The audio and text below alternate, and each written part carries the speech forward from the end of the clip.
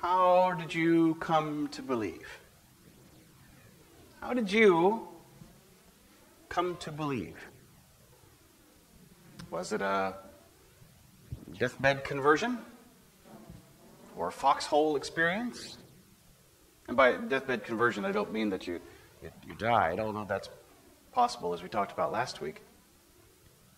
Was it a friend, a teacher, a pastor, someone who led you in a way of salvation or a path to salvation? Was it a blinding light? Was it, as we called it in seminary, a 2x4? Knocked upside the head. How did you come to believe? You would think that Thomas, who had walked with the Savior, would have the best shot at believing. But as we considered last week, the disciples who had walked with Jesus for 3 years of ministry didn't believe the, quote, idle tale that these women were telling them, those who had been early to the tomb and found it empty. Apparently Thomas wasn't in that crowd when they arrived, or maybe he was, and he just didn't believe it then. But Jesus appeared in the upper room, and those who saw him rejoiced. They rejoiced when they saw the Lord. Now, Peter, we know, ran to the tomb, and in John's Gospel with the beloved disciple, they ran to the tomb, they found it empty. Now this is the first appearance for them of Christ. But Thomas, as we famously know, wasn't with them that day when Jesus showed up. They said, "We've seen the Lord." He said, "Really? Prove it." Well, isn't that basically what he said? Okay, it's not literally what he said. "Unless I see the mark of the nails in his hands and put my finger in the mark of the nails and my hand in his side, I will not believe." Belief is a funny thing. Belief is such a thing that happens to us on different levels. Belief happens here and here and here with our feet. We'll talk about that. Belief happens to us at any time in our life, from young to old. And belief, how do I put this? Waxes and wanes. Right? Like the tide, comes and goes. So first, let's talk about belief happening here, here, and here. Feet. Belief happens here in your head.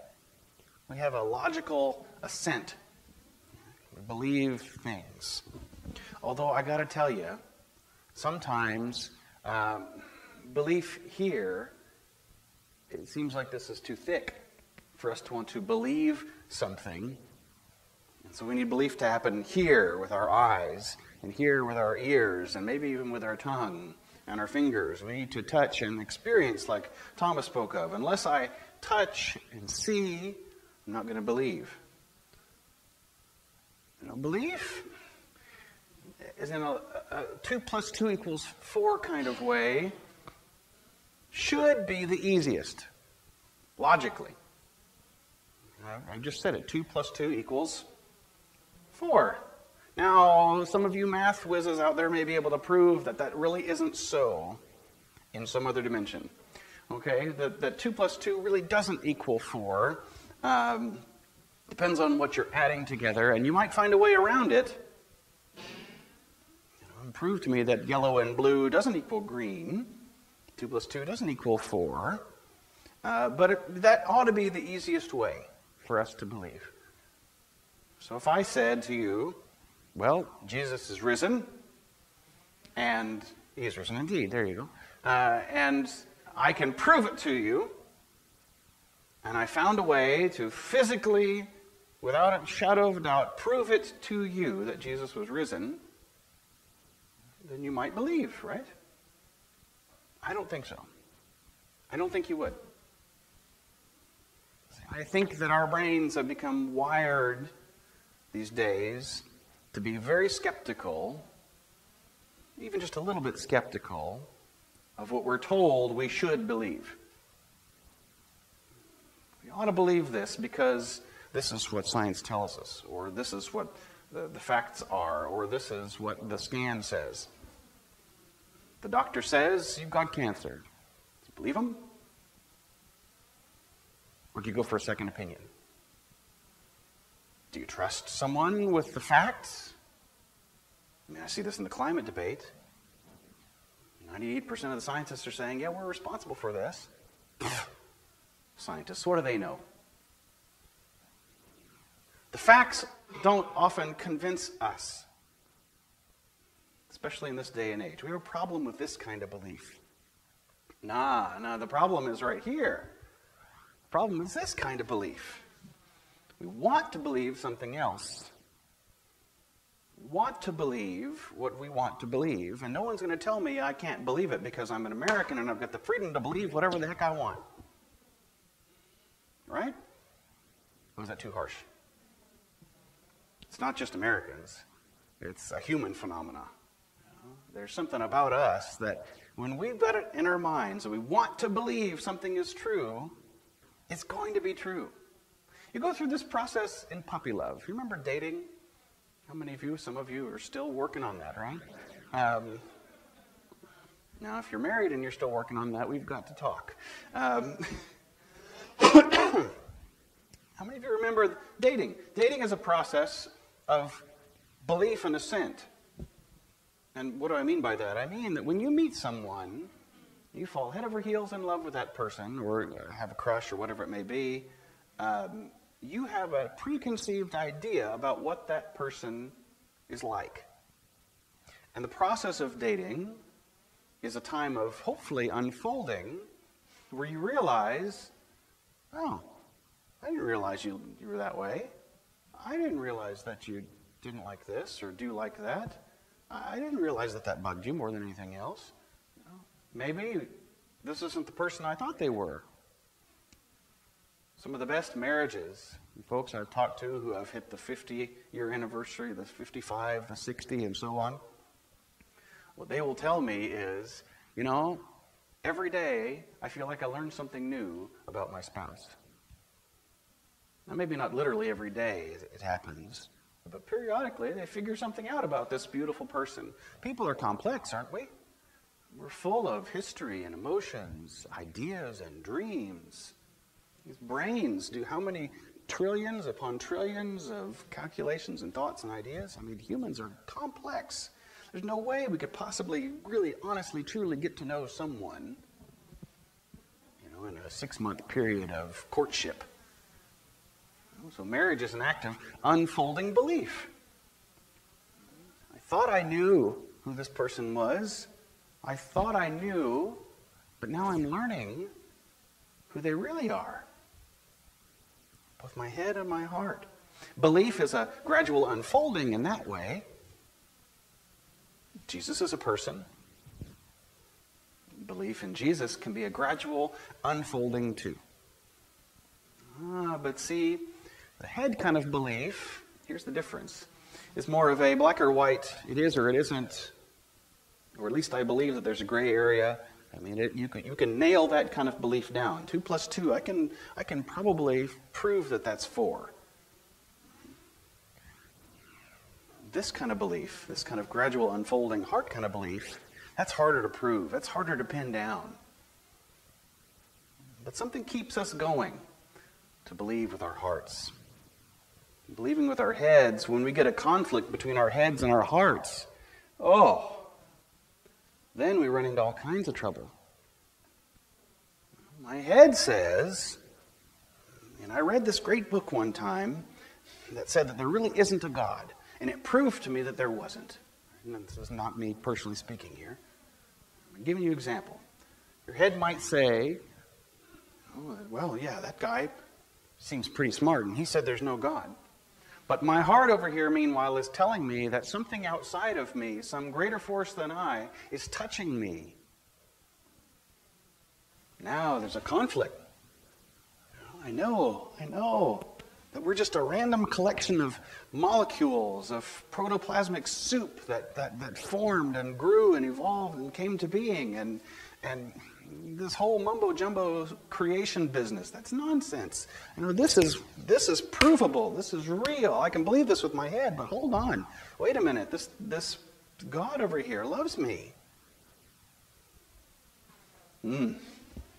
Conflict. Internal conflict.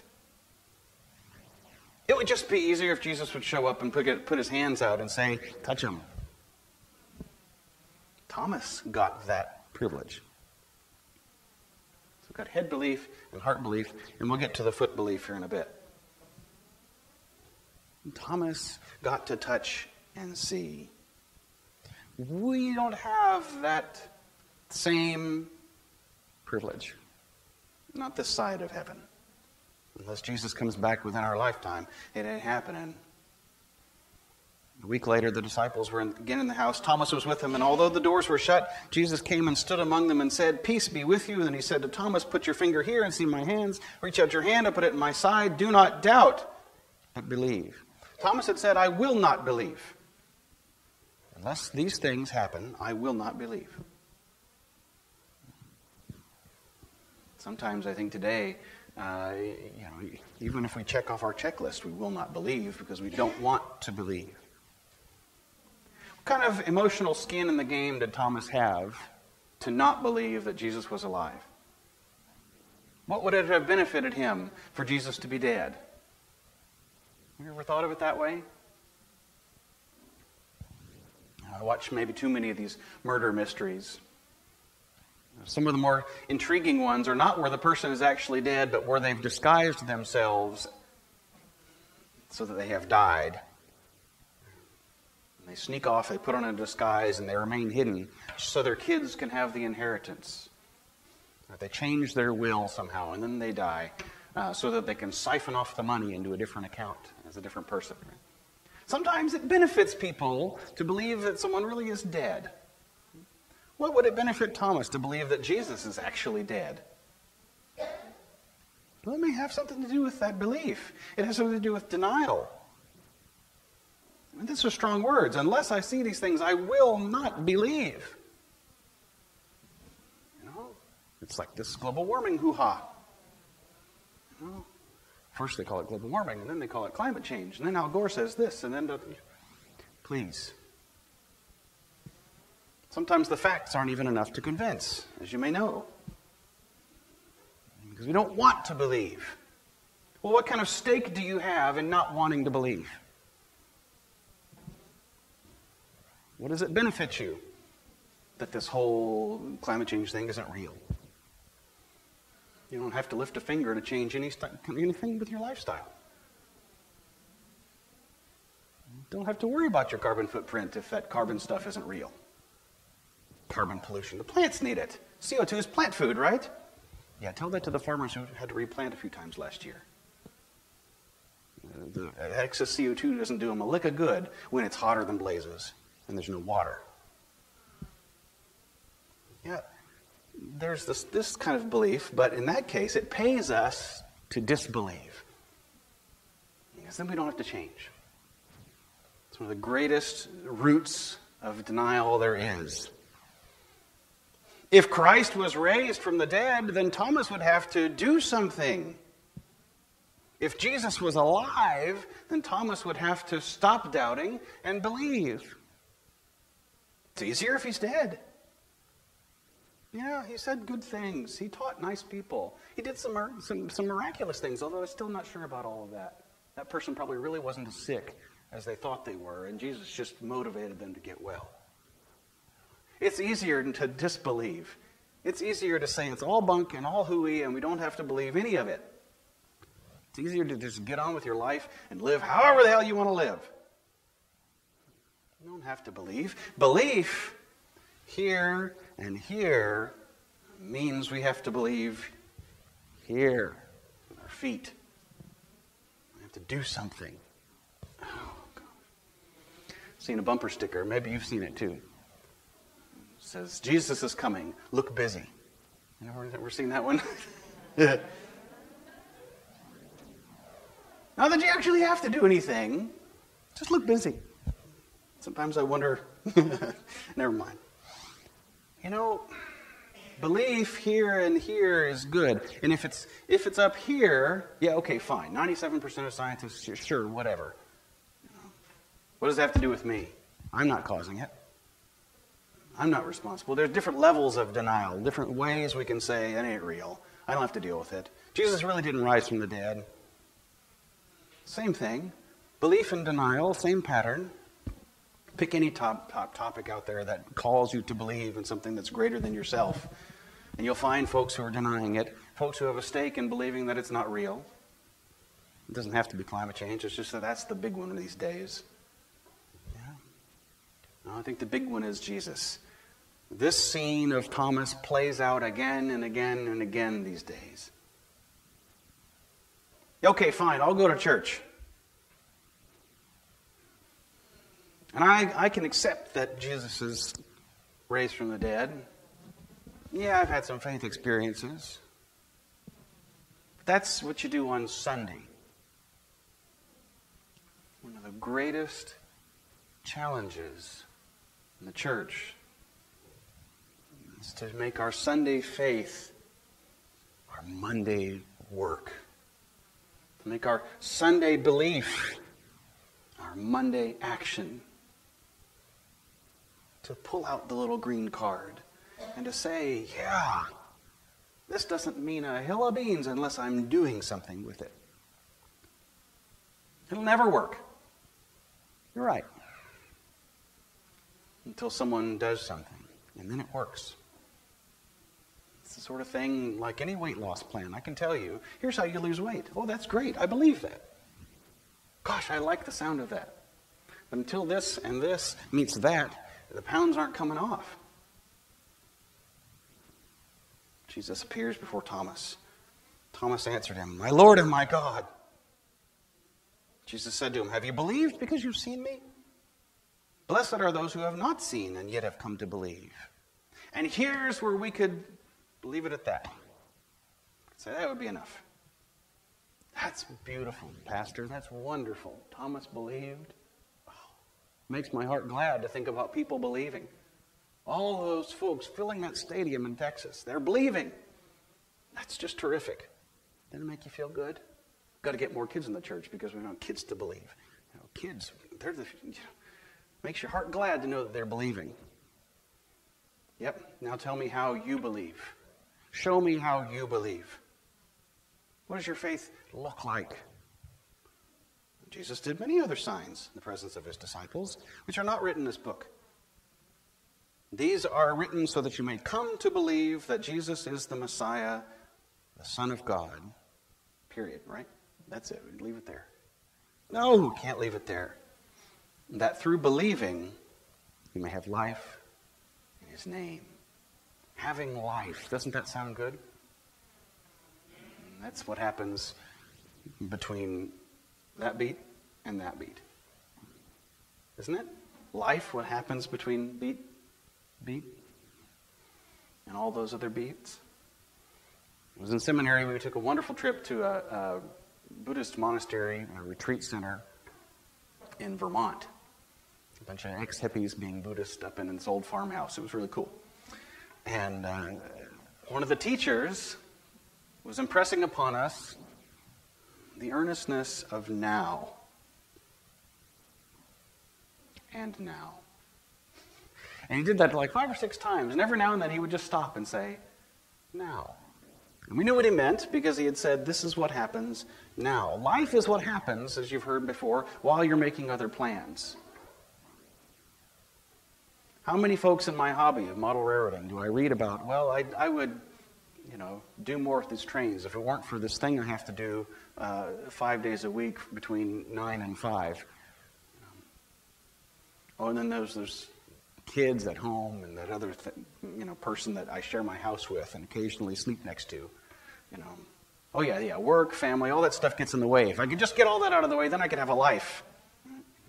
No, life is what happens now. And now. And belief is the same way. Belief is ongoing and happening. It goes from here to here to here, to our feet. So the real question is, how has Jesus inspired you? Not to just believe here or here, but to believe here with our feet. There's good news in the resurrection. That, like Thomas, we can stop doubting and we can believe. We can live lives of faith. Amen.